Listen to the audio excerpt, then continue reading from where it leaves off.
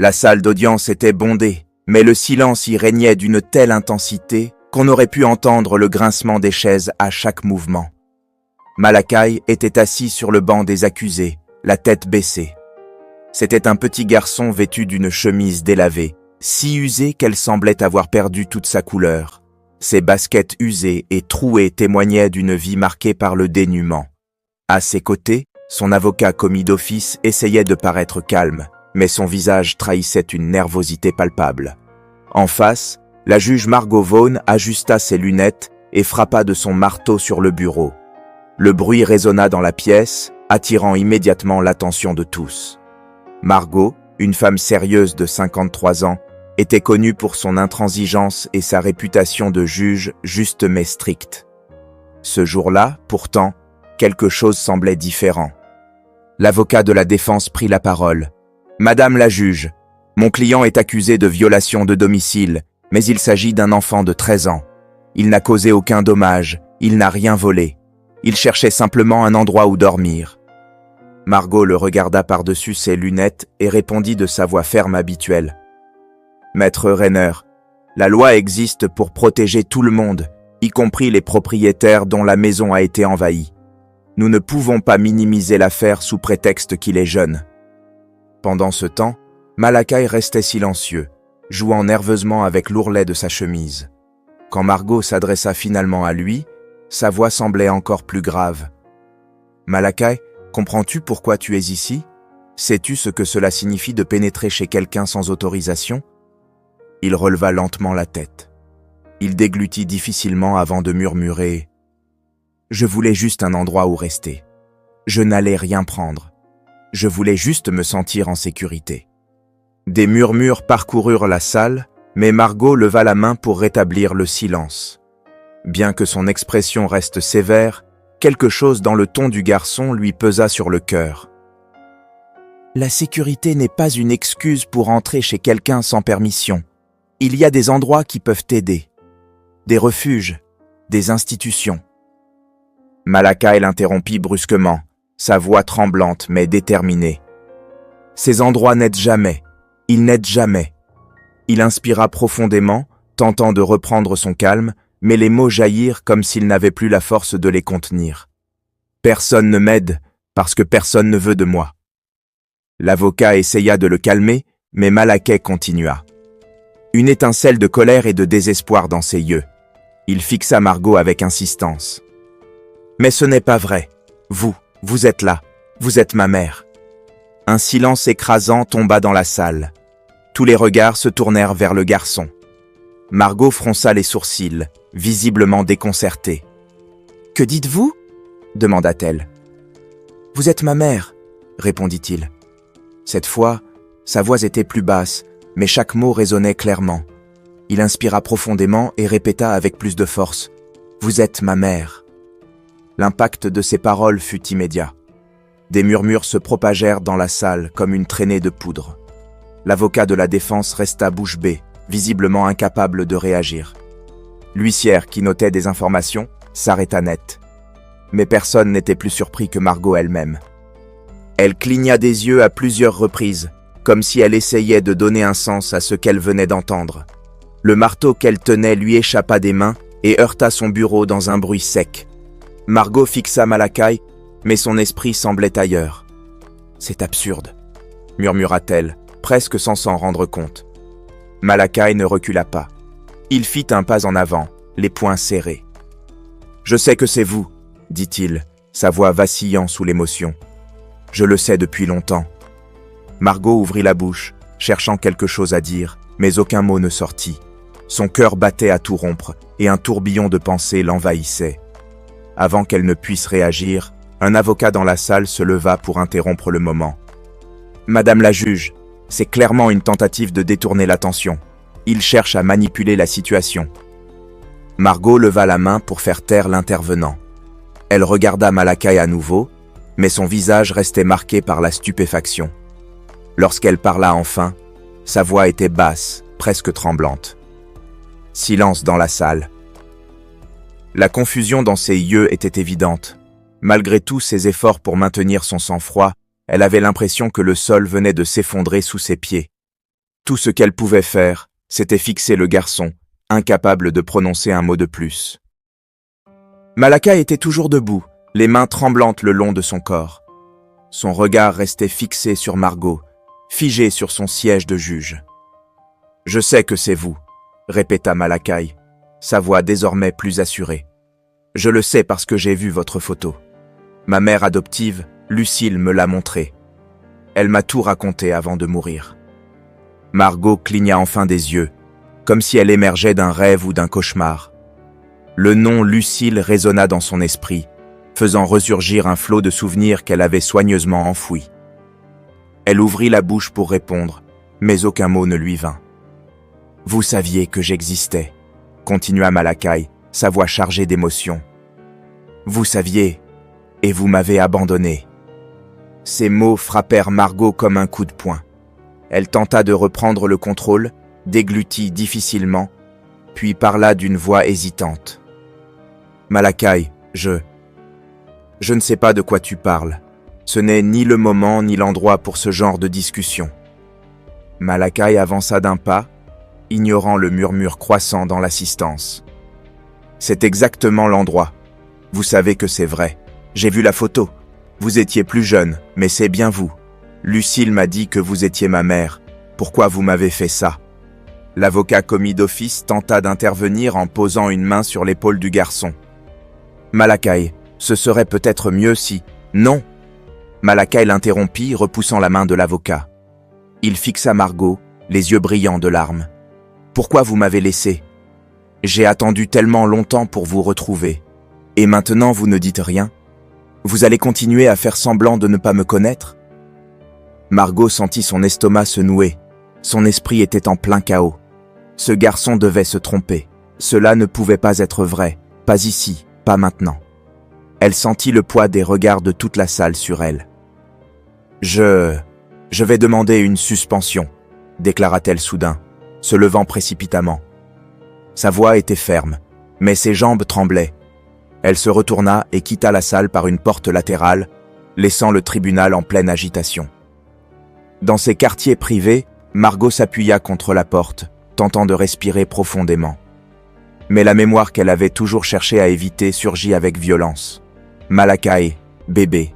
La nuit où Hugo, son mari de l'époque, avait insisté pour qu'ils abandonnent l'enfant, affirmant qu'ils n'avaient pas les moyens de l'élever. Les paroles de Hugo résonnèrent dans sa tête avec une clarté douloureuse. « Margot, tu as une carrière à construire. Nous ne sommes pas prêts pour ça. Il aura une vie meilleure avec une autre famille. » Elle se remémora leur dispute, les larmes silencieuses qu'elle avait versées une fois qu'ils s'étaient endormis. Et enfin, le moment où elle avait signé les papiers d'adoption, ses mains tremblant autant que celles de Malakai en cet instant.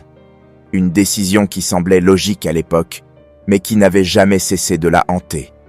Dans la salle d'audience, Malakai s'assit lentement. Son visage était rouge de colère et de tristesse. Il baissa les yeux, serrant les poings sur ses genoux. « Elle ne dira rien », murmura-t-il pour lui-même. « Elle va fuir, comme toujours. » Avant que quelqu'un ne puisse répondre, la porte du tribunal s'ouvrit brusquement. Une femme entra en hâte, ses talons claquant sur le sol de bois. Lorraine Parker, l'assistante sociale qui avait supervisé l'adoption de Malakai, s'arrêta au milieu de la salle. Grande et mince, son visage portait les marques du temps, mais ses yeux trahissaient une détermination que personne d'autre dans la pièce ne semblait posséder. « Malakai » dit-elle, attirant immédiatement son attention. Il releva la tête, la reconnaissant instantanément. « Je suis venu dès que j'ai pu. Je ne savais pas que cela se passerait ici, mais je pense qu'il est temps que la vérité éclate. » L'avocat de la défense la regarda, visiblement déconcerté. « Qui êtes-vous » demanda-t-il. « Je suis Lorraine Parker. J'ai participé au processus d'adoption de Malakai lorsqu'il était bébé, et je pense pouvoir éclaircir certaines choses, » répondit-elle avec assurance. Les yeux de Malakai s'emplirent d'espoir et de douleur à la fois. Il se leva, comme s'il attendait une réponse immédiate. « Vous saviez tout ce temps ? Vous saviez qui elle était ?» Lorraine soupira, lançant un regard chargé de reproches vers la porte par laquelle Margot était partie. « Oui, je savais. Mais ce n'était pas à moi de le dire. Margot, votre mère, elle a fait ce qu'elle pensait être le mieux à l'époque, mais cela n'a pas été juste pour vous. Alors pourquoi personne ne me l'a dit ? Demanda Malakai, la voix brisée. Pourquoi je ne l'ai découvert que quand c'était trop tard ? Ma mère adoptive est morte et m'a laissé seule. Et maintenant, elle est là, et elle ne veut même pas me regarder. Lorraine s'approcha de lui, posant une main douce sur son épaule. Malakai, je sais que c'est difficile, mais vous méritez des réponses, et Margot doit les donner. Il est temps qu'elle affronte la vérité. De l'autre côté de la porte, Margot était toujours appuyée contre le battant, entendant chaque mot. Elle sentit ses jambes faiblir, mais elle savait qu'elle ne pouvait plus se cacher. Les souvenirs de Hugo, de Malakai bébé, et de la promesse que tout irait bien s'écroulaient en même temps. Elle passa une main tremblante sur son visage, tenta de reprendre son souffle, et inspira profondément. Lorsque Margot ouvrit enfin la porte, tous les regards se tournèrent vers elle. Elle inspira profondément avant de s'adresser à Malakai et à Lorraine. « Nous devons parler, dans un endroit plus privé. » Malakai hésita un instant, ses yeux fixés sur elle. On aurait dit qu'il pesait le pour et le contre, se demandant si cela valait la peine de la suivre. Lorraine posa une main légère sur son épaule et murmura « Vas-y Malakai, tu mérites d'entendre ce qu'elle a à te dire. » Après quelques secondes de silence, il hocha lentement la tête et suivit Margot. Tous trois traversèrent un couloir étroit jusqu'à une petite pièce à l'arrière du tribunal. Margot tira une chaise et s'assit, les mains croisées sur ses genoux. « Je sais que tu veux des réponses, Malakai, et tu as tout à fait raison de les vouloir. Je ne sais juste pas par où commencer. Pourquoi m'as-tu abandonné ? Pourquoi je n'étais pas assez bien pour toi ? C'est ça ?» Margot ferma les yeux un instant, comme si les paroles du garçon la frappaient physiquement. « Ce n'est pas ça, dit-elle en le regardant enfin. Tu n'as jamais été le problème. Le problème, c'était moi. Et ton arrivée s'est produite à un moment de ma vie où je pensais ne pas être capable d'être ta mère. » Malakai fronça les sourcils, une douleur évidente dans ses yeux. Il croisa les bras, comme pour se protéger de ce qu'il entendait. « Ça n'a aucun sens. Tu étais là, non ? Pourquoi tu n'as pas essayé ? J'étais juste un bébé. » Margot déglutit difficilement. « J'étais jeune, Malakai.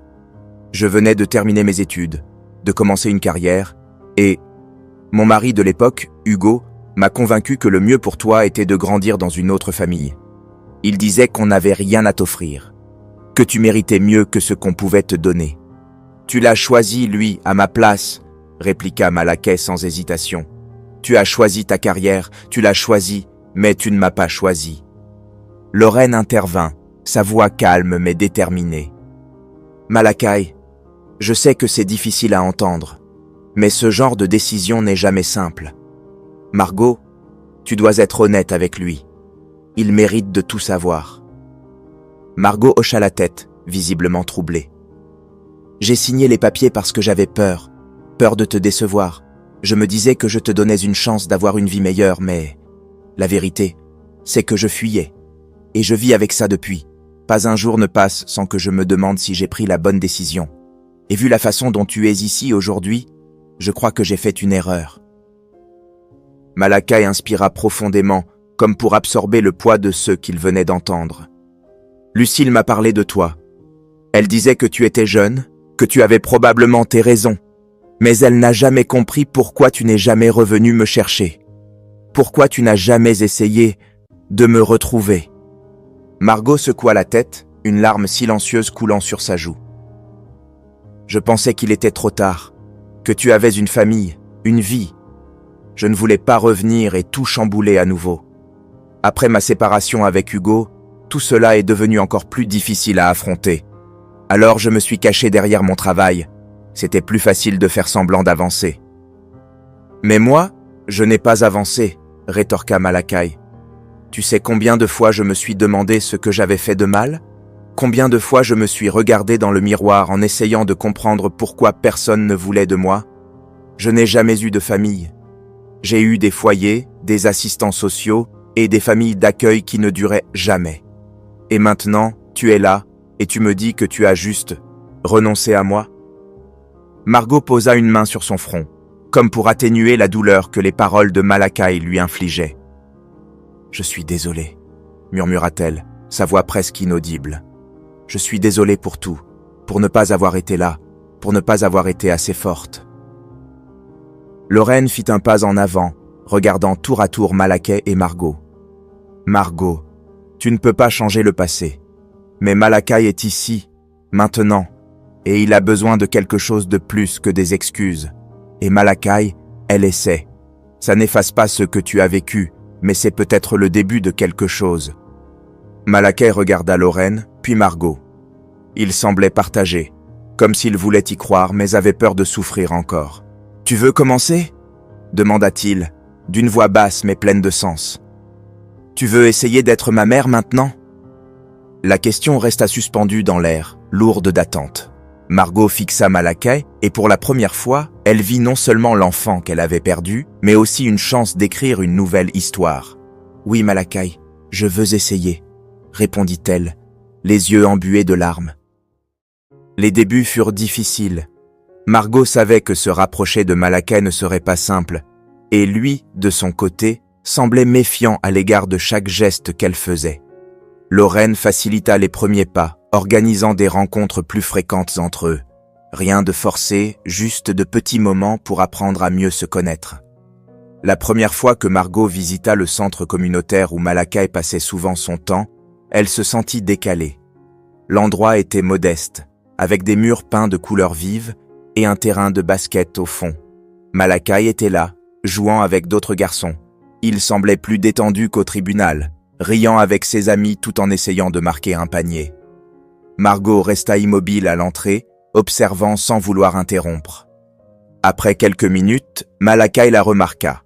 Il s'arrêta, hésitant, et la regarda comme s'il ne savait pas quoi faire. Margot se contenta de lui sourire et de hocher légèrement la tête. Malakai roula des yeux, mais un demi-sourire apparut sur son visage avant qu'il ne retourne au jeu. Quand la partie se termina, il s'approcha lentement, le visage en sueur. « Vous n'étiez pas obligé de venir, » dit-il d'un ton légèrement défensif. « Je sais, » répondit Margot calmement. « Mais je voulais voir où tu passes ton temps. » Malakai haussa les épaules en attrapant sa bouteille d'eau. « Y a pas grand-chose à voir, ce n'est que ça ici. »« Ça semble important pour toi, » répliqua-t-elle. « Alors, ça l'est pour moi aussi. » Il ne répondit pas, mais quelque chose dans son regard montra que ses mots avaient compté. Les jours passèrent, et leurs rencontres devinrent plus fréquentes. Margot s'efforçait de respecter l'espace de Malakai, tout en trouvant des moyens d'être présente. Elle l'emmena dîner à plusieurs reprises, et bien que leurs premières conversations fussent courtes et ponctuées de silence, Malakai commença peu à peu à s'ouvrir. « J'ai pensé à toi hier », lâcha-t-il soudainement alors qu'il mangeait des hamburgers dans un diner. Margot, surprise, le regarda tout en gardant un ton décontracté. « Ah oui? Pourquoi ?»« Il y avait un nouveau garçon dans le foyer où j'étais avant. Il avait l'air perdu, tu vois.